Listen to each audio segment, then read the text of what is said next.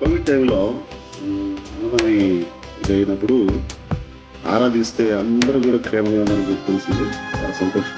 మరొకసారి ఈ తలంపు రావడం చాలా సంతోషం. అందరినీ మరొకసారి మీ ముఖాలందరినీ కూడా అందరూ ఫోటో తీసుకోవడానికి చాలా చక్కగా ఉంది. చాలా సంతోషం. అందరూ మాస్కులు తీసి మరి నాకు సినిమా పడ్డానికి గుర్తులేదు ఎట్లా అప్పుడు ఆకాశంలో ఒక తార నా కోసం వచ్చింది వీళ్ళ ఆ పాట అది ఒక్కటే గుర్తుంది.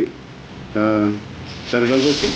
నాది సెకండ్ బెంచ్. నా సెకండ్ బెంచ్లో ఉండేవాళ్ళు. ఫస్ట్ బెంచ్లో అందరూ ఉద్యోగం కూర్చునేటోళ్ళు. సెకండ్ బెంచ్ కూర్చున్న వాళ్ళు అందరూ బచ్చగా లెక్చర్లు వేసుకుని తిరిగేటట్టు ఉన్నాను.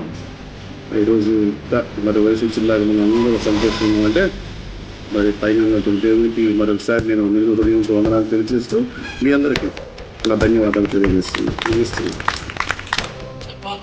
అందుకే చెప్తారా గోదాపల్లి నా పేరు, మాది పెనుమల్లి.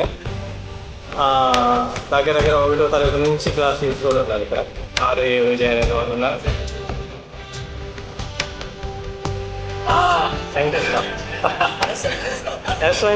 స్వాగతం.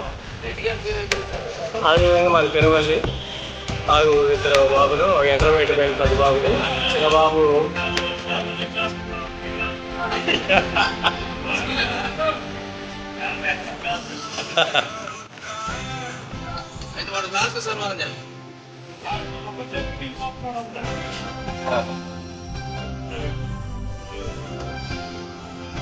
నేను సింగభూపాలెం ప్రైమరీ పాఠశాలలో ఉపాధ్యాయుడిగా పనిచేస్తున్నాను.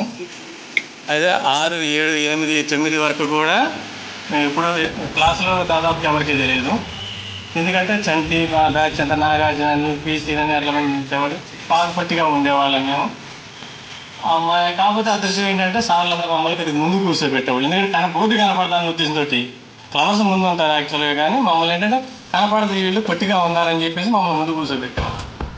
6th, 7th తర్వాత 8th అయిన తర్వాత అందరినీ అప్పుడు రూమ్లు సరిపోతున్నాయేమో అందరూ క్లబ్ చేశారు. 6th, 7th వరకు ఆడపిల్లలు మగపిల్లలు కలిసే ఉన్నారు. 8th వచ్చేసరికి ఒక 4 రోజుల పాటు క్లబ్ చేశారు. క్లబ్ చేసిన తర్వాత అక్కడ నుంచి ఆ చివరిని ఎక్కడ ఉండేది పొలాల్లో, ఆ ఏజెన్సీ ప్రాంతంలో ఉన్నట్టు ఉండేది అనమాట. ఆ 8th క్లాస్కి దాన్ని తీసుకొని అక్కడికి మమ్మల్ని అందరం దూరేవాడు. ఆడపిల్లలు అక్కడ జరగలేదు కాబట్టి మనకి కూడా ధన్యవాదాలు.